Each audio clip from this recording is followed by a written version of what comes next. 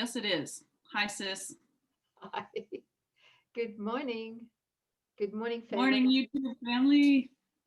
Yeah, this morning's lesson 187. And sis, will you do us the honors? Yes, Thank definitely. you. 187. I bless the world because I bless myself. No one can give unless he has. In fact, giving is proof of having. We've made this point before. What seems to make it hard to credit is not this. No one can doubt that you must first possess what you would give. So we need to have it first before we can give it, right? Right. So we're good with that. Yeah. And the ego's good with that. Right. Yeah. It's We're the all in second agreement. phase. Sorry? We're all in agreement. Go ahead. Yeah. It's the second phase on which the world and true perception differ. What's the second phase? Having had and given, then the world asserts that you have lost what you possessed, right? Right. The truth maintains that giving will increase what you possess. So can we just stop here for a second, sis? Sure. Sure. Yeah, because I did not really understand this for a long, long time when I first saw this concept. Yeah, it just did my head in majorly, right? Because we're so obsessed with form, right, that we believe, like, if I give you a prized possession of mine, you take it. You've taken it now, right? I've got it. Here's my picture of Jesus. Yes. Yeah. Well, then through the ego filter, I've lost that picture of Jesus. And I've gained because of your loss. You have gained because of my loss. How do you feel about gaining because of my loss? Through the ego. It's all right. Good for me. You'll get over it. Let's be honest, right? Yeah. So your priority, and I mean this through mythical me, the ego, is to gain at the expense of another. Right. I'm right? serving my private interests because I'm different than you, and I would rather be on the winning side than on the losing side. So let me ask you a question. Yes. What do you think this is doing to you? Oh, are we talking about real? Real stuff. Like, okay. Yes. Yes. The more you want to take, this privatized getting. Yes. It's to serve a self that does not exist, that I know does not exist, and it's increasing the guilt in my mind. It's trying to wall myself off from my sister who is one with me. So I'm literally splitting myself with this belief that we're, apart, and that one part can gain, another part can lose, and all of that guilt is in my mind. And that's the guilt that ages, kills, and destroys the body, and it keeps me in my reincarnation wash cycle. It keeps me in the dark. Wash and dry. Yeah. Keeps me in the dark. Yeah. There's no life there. So I think this is really important, that that reality is that there's one whole. What was it, the last lesson or two, was it when we were talking about the space around the ideas, right? Yep. So he's talking about that again, that reality is one whole. I like that, one seamless fabric of which we're all, part of, without an end or a beginning. And so this thing about that, we've come down and we've taken what's whole, and we have fragmented it into separate parts, and then each part has become material. So now everything is dense, it's physical, it's under the ego's laws, and now we can have, you know, more or less. And you can have, and then there's the don't haves, right? And this is where conflicting interests and the proof of separation comes into play. So that's what the ego is attempting to do. But actually, he says nothing is real unless it can be shared. That when we share, it actually increases. And he's going to go into that here in a minute. Okay, I'll keep reading then. Yeah. Yeah. Okay, so the last sentence in paragraph 1 was the truth maintains that giving will increase what you possess. Yeah. Second paragraph, how is this possible? For it is sure that if you give a finite thing away, your body's eyes, the ego's senses, will not perceive it yours. Yet we have learned that things but represent the thoughts that make them. And you do not lack for proof that when you give ideas away, you strengthen them in your own mind. Perhaps the form in which the thought seems to appear is changed in giving, yet it must return to him who gives, nor can the form it takes be less acceptable. It must be more. Wow. Right? So yeah. Just can we back up a little bit with that, sis, and help me to unpack this? So everything is a thought form. Every solid object, you know, whether it be our family home, our vehicle, our car, you know, whatever, our salary, right? Everything's a thought form. That's right. So if it's a thought form, as a thought form, it cannot be privatized. When we try and privatize it, then we're refusing to share it, energetically speaking, right? Yes. And so we are sabotaging ourselves. Is that right? Yeah, definitely. Symbols. All the things are symbols of thoughts. So the thought can only be increased when it's shared. So what is the point in the extending? Like when we're feeling love, you might be feeling the love, but how much more magnified is it when you extend that love with somebody else, right? You bring them into it, or the joy or the peace that you're experiencing, right? That's where something is magnified, and that's how you know that it is true. Yet we're giving to get, that means my focus is on the object. I'm valuing this as an object and I'm giving it to you. And if I believe that I'm losing by giving it to you, I'm actually giving to attack and to separate. So nothing real, has been given. But ideas, when shared, it's not a gift, it's a sharing of it. It can only increase. So we have to ask ourselves, what is it that I am extending? Why am I extending? Can you show us the gap diagram? I've just seen something here. Yeah, thank you. Just the gap. I just want to see the gap only. Yeah, thank you. Two split minds that are in relationship with each other, and they idolize the idols in the gap, right? So whenever there's a conflict in any way, shape, or form, then mind number one on the left, mind number two on the right. Mind number one is doesn't have, what's the word for it, is idolizes an idol in the gap more than he appreciates or loves his brother. Mind number two on the right.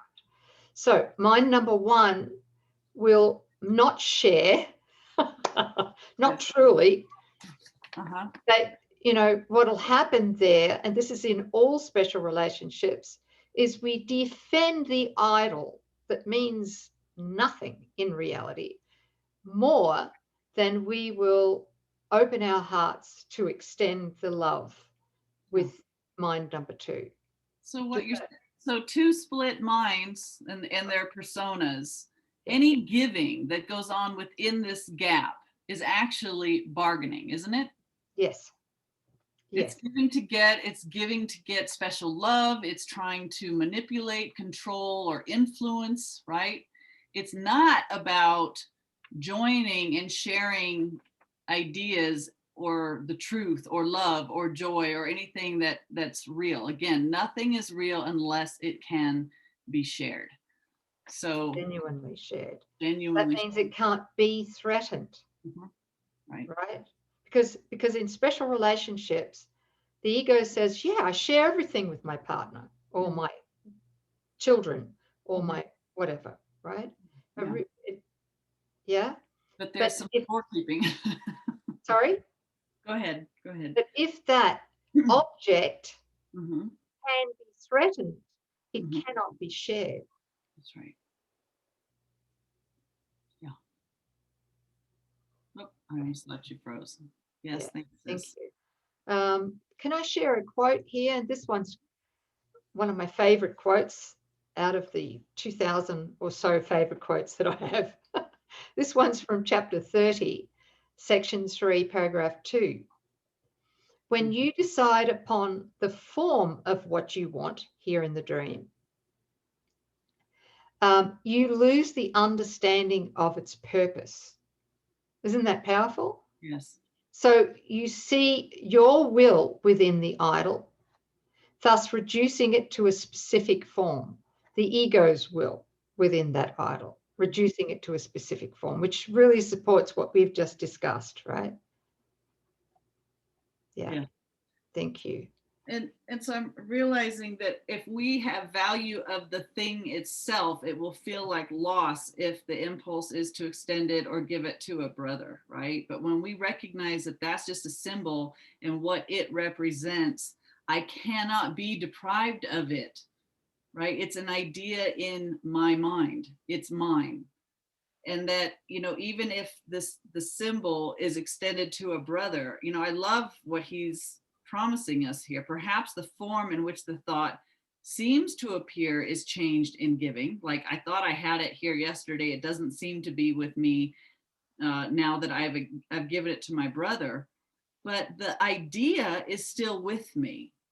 And so a form that represents that idea, it's like that idea must return to him, to the one who's extended it, nor can the form it takes be less acceptable. In fact, it must be more. So we are never impoverished in our giving. You cannot be made less by your extension. It's impossible. I can really feel the truth of that. Like, love doesn't impoverish, it doesn't take from us. There isn't sacrifice involved ever. It's what all good is within you always, and you will always have an infinite number of symbols to represent that idea. Yeah. That's in genuine giving, Yeah. The not fish in the ego, loaves. The right? fishes in Giving the together. loaves. Yeah. Yeah. That's, Thank you for explaining that, sis. yeah. I think that's so lovely. Yeah, beautiful. Okay, paragraph 3. Ideas must first belong to you before you give them. If you are to save the world, you first accept salvation for yourself. Mm. That means we need to receive it before we can give it. But you will not believe that this is done until you see the miracles it brings to everyone you look upon. Herein is the idea of giving clarified and given meaning. Now you can perceive that by your giving is your store increased. Protect all things you value by the act of giving them away, and you are sure that you will never lose them. What you thought you did not have is thereby proven yours. Yet value not its form, for this will change and grow unrecognizable in time. Oh boy, I've really learned that one, that lesson. It's beautiful to see it written here. So he says, yet value not its form, for this will change and grow unrecognizable in time, however much you try to keep it safe. No form endures. It is the thought behind the form of things that lives unchangeable. And I just want to speak to that personally right now. I'm in a stage within this dream whereby I don't need to take any thought Right. To have things. Mhm. You know what I'm saying? Yes. So yeah, so that's gone. The thought of needing something has gone. Mhm. All my needs are automatically met. Yes. Yes. When you Yeah. start realizing all is mine. Sis, we have a really important sentence that you did not read, and I don't know if it's not in FIP or what, but it Can you tell me falls. where it is? Yeah, it's the third to the last sentence in paragraph 4. You wrote blah, blah, blah. You read no form endures. What's your next sentence after that? It is the thought behind the form of things that lives unchangeable. Holy carp. Okay, so this is what was left out. Okay, Oh. no form endures. To value form is but to worship death. Can you believe that? I'm shocked. You're joking. No. No form endures. To value form is but to worship death. It is the thought behind the form of things that lives unchangeable.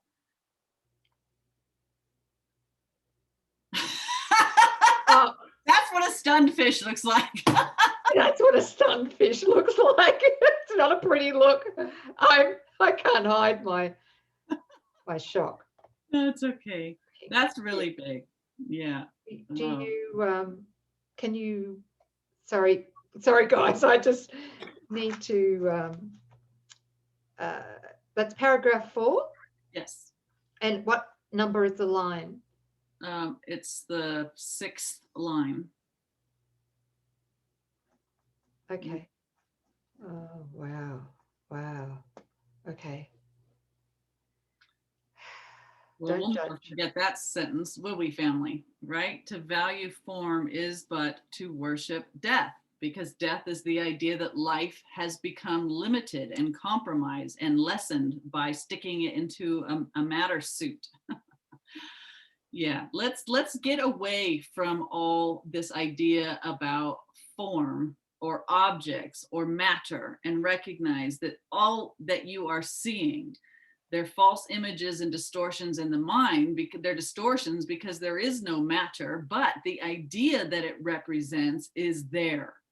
God is mind and God creates an ideas. So everything, it's not like, well, the world doesn't exist. Hello, Roadrunner.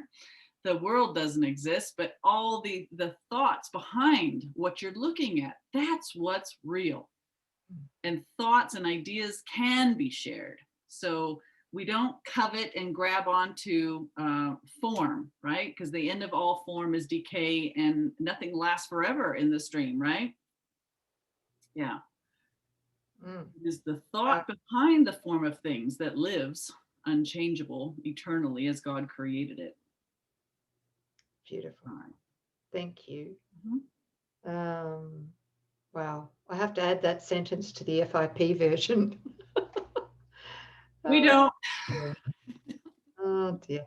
You know, just as a reminder, if any of our beautiful family here want to read up on it, it's well worth it. And it's in chapter 6, section 5, and it's called The Lessons of the Holy Spirit. And these are the 3 steps to the reversal of the ego thought system. And you know, the first one, which is what we're talking about here, is to give all to all. Okay, that's the first one. That's a necessary step to learn to reverse the ego thought system. It's going to thread its way right through all of the undoing of the mythical me. And the second one is to have peace, teach peace to learn it, which is offer forgiveness, right? And the third one is be vigilant only for God and his kingdom. But we're talking in this lesson, we're talking about the first one, which is to give all to all. Yeah. Yes. Thank you. I'll keep reading the lesson. We're on paragraph 5. Give gladly. Wow. Ego does not like that line at all. Give gladly. Yeah. Right? Because what it hears is if I have to give gladly, that means I'm going to lose bitterly. Mm-hmm. Yeah. Yeah. Anyway, give gladly. You can only gain thereby. The thought remains and grows in strength as it is reinforced by giving.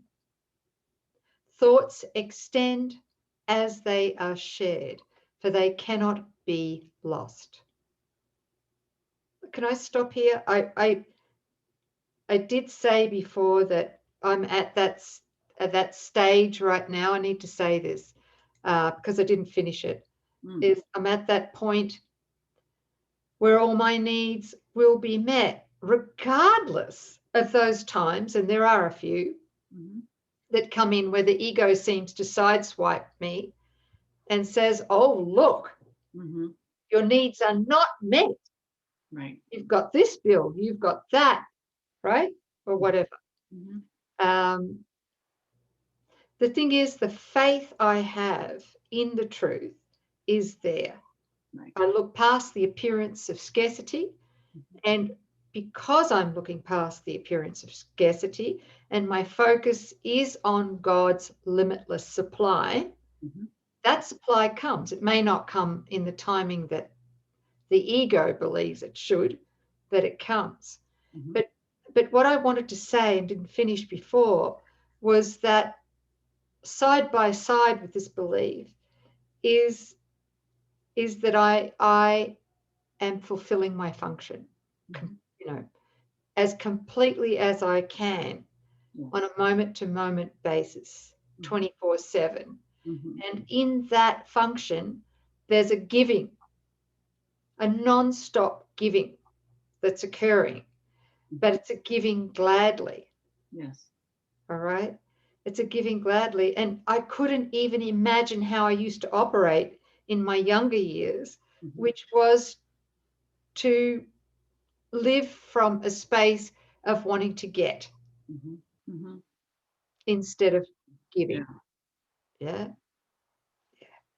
Just want to say that. I think we'll all experience that, right, sis? I think you're there too, yeah? Oh, sure. Yeah, all the shopping and trying to fill a hole and thinking that, life is about getting has fallen away. And there's a true reward in the extension because we get the fruit of this giving, which are the gifts of God, which are changeless and eternal, as opposed to little trinkets or forms of things that seem to just, you have a garage sale in 6 months and you get rid of the thing that you thought was going to bring you so much joy. It just collected dust and now you've sold it off for $1. But that's really beautiful that you're leaning into God's promises. It says, I've given you a function. I've given you your life. When you are in function, I already know what you need. I've already given you everything that you could possibly want or need. I designed you. I know what brings you joy. It's already yours. All I ask is that you look unto me and know that I am your life and be in your function. That's how you get into, how's it, one of our viewers wrote it, the river of presence. I loved that analogy. Being in the flow, another way, the river of presence, just being here now, living at the impulse of God's hand and knowing that everything you need is provided for you. That's I think that was Joanna. Yeah. Hi, Joanna. Hi. Mwah. That was beautiful. Yeah, really loved it. Oh, yeah, that touched my heart this morning when I read that. Okay, shall I keep reading? Yeah, this is great. Love it. Okay. Thoughts extend as they are shared, for they cannot be lost. There is no giver and receiver in the sense the world conceives of them. There is a giver who retains, another who will give as well. And both must gain in this exchange, for each will have the thought in form most helpful to him. What he seems to lose is always something he will value less than what will surely be returned to him. Wow. That is so good. We're talking about how God's love just gives and gives and gives. And Jesus says that love always shows up in a form most practical. And so that if there is an exchange at the level of form between brothers, right? Yes. The form will always be most helpful to that brother. And the one that the world would say just lost is something that will be returned to him in even a greater value or more practical. Nobody loses. It's impossible. When we give, and we give gladly. That's right. It's impossible. That's it. That's just so good. I mean, we can afford to take our hands off the wheel. Totally. You know, and all of the pie of life, you know, we've got our 20 pieces of this pie of life. Hey, we don't need to control any of it. Thank you. It's in the giving that all of it is returned to us completely, divinely reinterpreted and repurposed by Holy Spirit. Every single slice of our life pie, every relationship, everything, you know. Yeah. Okay, paragraph 6. Never forget you give but to yourself. That's huge. That's it. Give but to yourself. Who understands what giving means must laugh at the idea of sacrifice, nor can he fail to recognize the many forms which sacrifice may take. He laughs as well at pain and loss, at sickness and at grief, at poverty, starvation, and at death. Oh, well, the ego says that's bloody blasphemy right there, right? How can you laugh at pain and loss and sickness and grief and poverty, starvation, and death? That's right. Because if you loved me, you would stand at horror at it with me. Right. Right. Yeah. Okay. He recognizes sacrifice remains the one idea that stands behind them all, and in his gentle laughter are they healed. Yeah. One thing just to bring this up again is the idea of sacrifice. That is the bedrock of all special relating. Yeah, all special relationships. It's not love, it's sacrifice. In fact, the ego believes, this is how twisted its belief is, that love is sacrifice. That's it. And that to sacrifice is to love.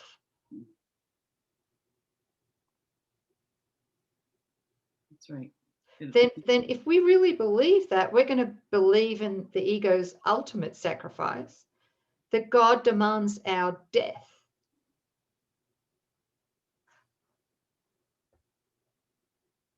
So all the little forms of sacrifice that we make in the special relationship are really just little forms of the ultimate, which is death. Yeah. Wow. Okay. So, so this is the other thing too that the ego hides from our awareness, is that it's impossible to sacrifice alone. We think we do it in the privacy of our special relationships or whatever, right? But it's impossible to sacrifice alone.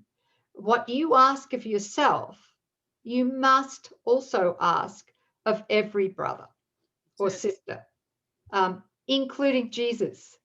Yeah. So I just found this quote, and it's from chapter 15, section 10, paragraph 2. This is Jesus speaking to us personally. To see me, Jesus, is to see me in everyone, the Christ, and offer everyone the gift you offer me. I am as incapable of receiving sacrifice as God is. Mm. And every sacrifice you ask of yourself, you ask of me. Wow. Learn now that sacrifice of any kind is nothing but a limitation imposed on giving. Right there. Yeah. And by this limitation, you have limited acceptance, receiving of the gift I offer you. So, sacrifice, we have to give that up, the idea of sacrifice, or bargaining, right? And the other thing, too, here, I need to say, is in relationship, if I sacrifice something for you, sis, Please don't. no, I wouldn't Okay. ever. All right. We have a holy relationship, and you wouldn't do it for me either. All right. If I sacrifice something for you, I cannot give gladly. Right. Okay. You're giving attack. I'm giving attack. Yeah. Okay. And so I'm going to resent the hell out of you for whatever it is that I believe I'm sacrificing. Mm. So And that's the way the ego works. I'm really just feeling into this. If I am the Christ and yet I portray any of these pain, loss, sickness, grief, poverty, starvation, or signs of death or ultimate death, right? These are my excuses as to why I am less than, and I certainly don't have it to give. Mm-hmm. And yet those that seem to be experiencing grief, poverty, or loss, they're the martyrs that they will, okay, even in my pain, even in my extremity, I will give, right? But that gift is filled with resentment, poison. It's an attack. It's not a gift at all. It's like I'm giving from my real lack, and so you should feel bad that you're receiving from me who doesn't have it to give. I mean, it's so gross now. It's so heavy and so gross and so obviously not a real gift. So anytime that we're trying to present ourselves as we are not, that's just our block to shunt us off from first receiving and to make the extension so that we ourselves would keep what we gave. That's all it is. It's just eclipsing what we were created to do. Yeah, beautiful explanation. Thank you. Yeah, I can feel it. Yeah. Paragraph 7. We will finish this lesson by midnight tonight, guys. I think it's good. I love this sentence. He says this in so many different ways, and if we would get this is so powerful. Okay. So this is paragraph 7. Illusion recognized must disappear. Isn't that powerful? Is that the one you're talking about? Yeah. Or what is understood as nothing must disappear. Yeah, and I think that's one of the last things he gave to Helen in the special messages. Helen Schuckman. I think it was there a physical resurrection? Yeah. He said that the last illusion disappeared, right? Which is of course the body. Yes. Because he saw that the body is nothing, right? Then the body and death disappeared. That's it. Okay, thank you. Illusion recognized must disappear, except not suffering, and you remove the thought of suffering. That's a big statement. Yes. Except not suffering, and you remove the thought of suffering. So suffering isn't real. Suffering is a thought that we entertain and seem to give life to because we've given it our consent and our belief. Withdraw that belief, withdraw your consent, understand that it's nothing but a suggestion.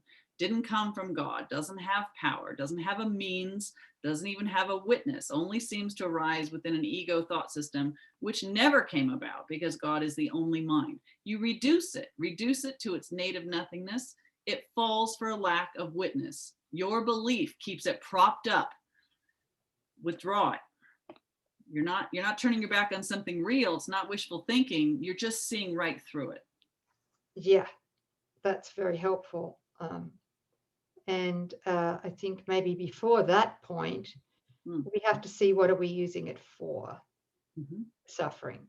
Yeah. Right. Yeah. Okay. So we're always using suffering, regardless of the form, the severity of it, regardless of what it is. We're always using the suffering as a defense against God's love, the truth of what we are, the holy self, right? Yep. Yes. Thank you. Yep. I'll keep reading. Yes. Okay. Your blessing lies on everyone who suffers when you choose to see all suffering as what it is. The thought of sacrifice gives rise to all the forms that suffering appears to take. And sacrifice is an idea so mad that sanity dismisses it at once. Okay, so what I'm also seeing here is that any form of sacrifice is a defense against God. Yes, that's it. Which means that it's defense against love, which means it's a defense against our holy self, the memory of union. It's a defense against life. And logic that one out, that's death. Whoa. Oh, now we're getting to the meat of it, right? Exactly. Yeah. Paragraph 8, never believe that you can sacrifice. There is no place for sacrifice in what has any value. Wow. There is no place for sacrifice in what has any value. So if we value our relationships with others and our children and family, etc., then there is no place for sacrifice in what has any value. If the thought of sacrifice occurs, its very presence proves that error has arisen and correction must be made. So what he's saying here is as soon as we go into martyr mode or bargaining mode or whatever, control mode, and we believe that we need to sacrifice, we need to stop and accept the atonement in that moment, yeah? Right. Or as soon as possible. Your blessing will correct it. Given first to you, it now is yours to give as well, once we've accepted atonement. No form of sacrifice and suffering can long endure before the face of one who has forgiven and has blessed himself. Ah, thank God. So, speaking at a practical level here, how do we, I need to ask this question. Sis, are you good with just talking about this for a minute? Of course. Yeah. I'm here for you. Okay. At a practical level, the tools that we need in order to devalue sacrifice and learn the truth, would you agree? Course forgiveness of ourself. Yeah. And also learning to become authentic, learning authentic communication, authentic relating within our relationships, regardless of the fact that most of the relationships we probably have are special relationships. We need to show up. We need to learn to become authentic. And then as we learn to become more authentic, we open to see the mistake of sacrifice and what it costs us and the relationships that we have, etc. Right. Yeah. Through the contrast learning. Yeah. Okay. Thank you. Yeah. So the idea of I'm not the Christ would give rise to experiences like pain and loss and suffering. And that represents this choice, a choice to sacrifice. And that leads to suffering, right? Okay, so suffering is a choice for suffering is the result, the natural result of this election to sacrifice to prove that we are not the Christ. Yeah, it's our evidence. It's the evidence that the ego uses to say, I don't have it. I certainly don't have it to extend. I'm defending both against God. No, God, I'm not receiving the impulse from the mind of God. And I cannot extend because clearly I don't have it to give. Right. So my brother's kept safely away and God's at bay. And, you know, I'm here. I am in my selfish interests suffering with all my chosen sacrifice. That's really what the mythical me is all about. And it keeps itself fortified in its isolation and its misery.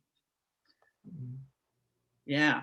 And so our brother is this means to where we finally, you know, allow something real, not where there is no sacrifice. We allow ideas to be shared and felt and experienced. We're moving beyond selfish interest to join with the brother beyond mythical me. And we're having this experience that now shows us, oh, I can either have the sacrifice that I've been choosing, or I can have the gifts of God. I can have communion and oneness and peace.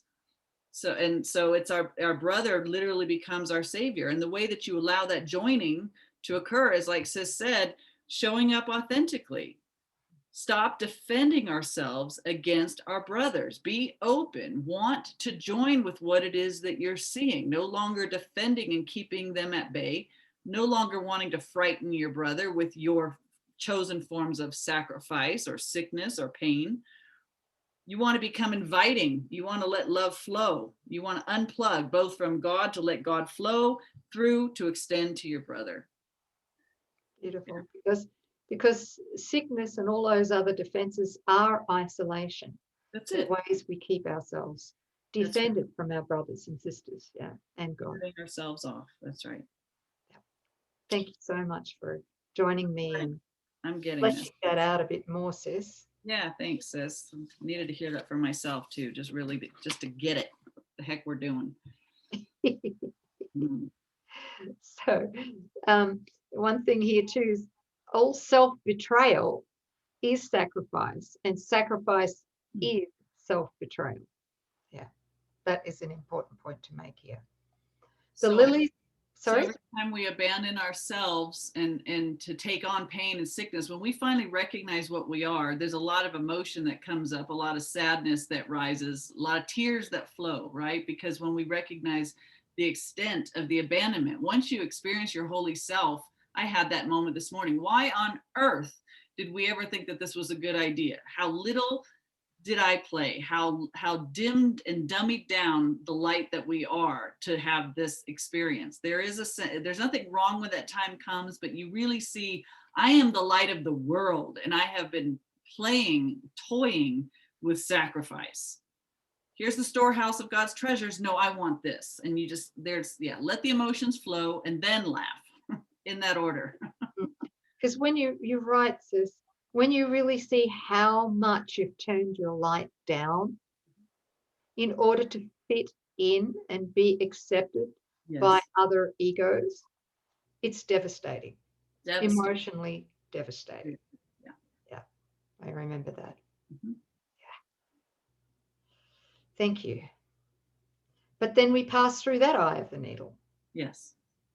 Yeah, you need to feel it to let it go, and then you can sort of laugh at the absurdity and go, well, I was never that. But you can't say I'm never that until you've at least experienced the remorse of, that's it. Wow, I threw diamonds away for trash, you know? It's like, what's I doing? It's okay. Thank you. Mm-hmm. Thank you. Paragraph 9. The lilies that your brother offers you are laid upon your altar, with the ones you offer him beside them. Who could fear to look upon such lovely holiness, innocence? The great illusion of the fear of God diminishes to nothingness before the purity that you will look on here. Be not afraid to look. The blessedness you will behold will take away all thought of form, and leave instead the perfect gift forever there, forever to increase, forever yours, forever given away. Gosh, so beautiful, isn't it? It is. Now are we one in thought, for fear has gone.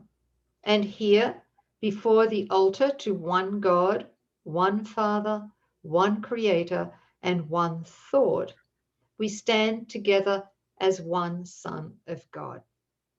Not separate from Him who is our source, not distant from one brother who's part of our one self, whose innocence has joined us all as one. We stand in blessedness and give as we receive. The name of God is on our lips. And as we look within, we see the purity of heaven shine in our reflection of our Father's love. Now are we blessed, and now we bless the world. What we have looked upon, we would extend, for we would see it everywhere. We would behold it shining with the grace of God in everyone. We would not have it be withheld from anything we look upon. And to ensure His holy sight is ours, we offer it to everything we see. For where we see it, it will be returned to us in form of lilies we can lay upon our altar, making it a home for innocence itself, who dwells in us and offers us His holiness as ours. Wow.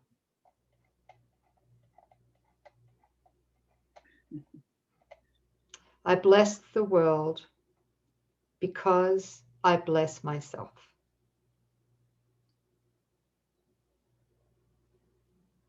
Thank you. Part of that positive separation, losing interest in the world, losing interest in goals and things and any symbols of form, which are really symbols of fear, letting it all go, turning within and finding just the greatest treasure has always resided in you. And discovering in your delight that it doesn't shrivel up, it can't decay, it doesn't go anywhere, it's actually in you, it's the grace of God that lives in you as you, that it's exhaustless, going there and just scooping it out without limitation, and then blessing every, as you turn around and you receive that, that's the Christ vision, that's the receiving, and it's the transformation to where love is just overflowing, so that as you look, your love is beholding itself in what it sees. It's seeing the thought behind the form in this appreciation, and you're just in a sense state of joy, a joy that the world doesn't know.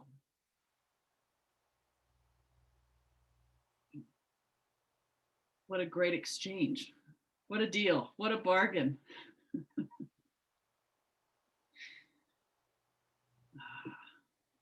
What a relief. Yeah. What liberation.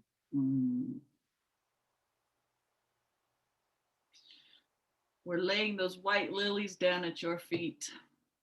Yes, thank you. We are. Thanks, family. Hope this was helpful. We were kind of all over the place on this lesson, but it was so rich, so much here. Even though it wasn't one of the longer ones, it was jam-packed. Thanks, sis. Thanks for reading it so beautifully. Thank you, Susan. Thank you, beautiful family. Thank you. We will see you next time. Bye-bye. Bye.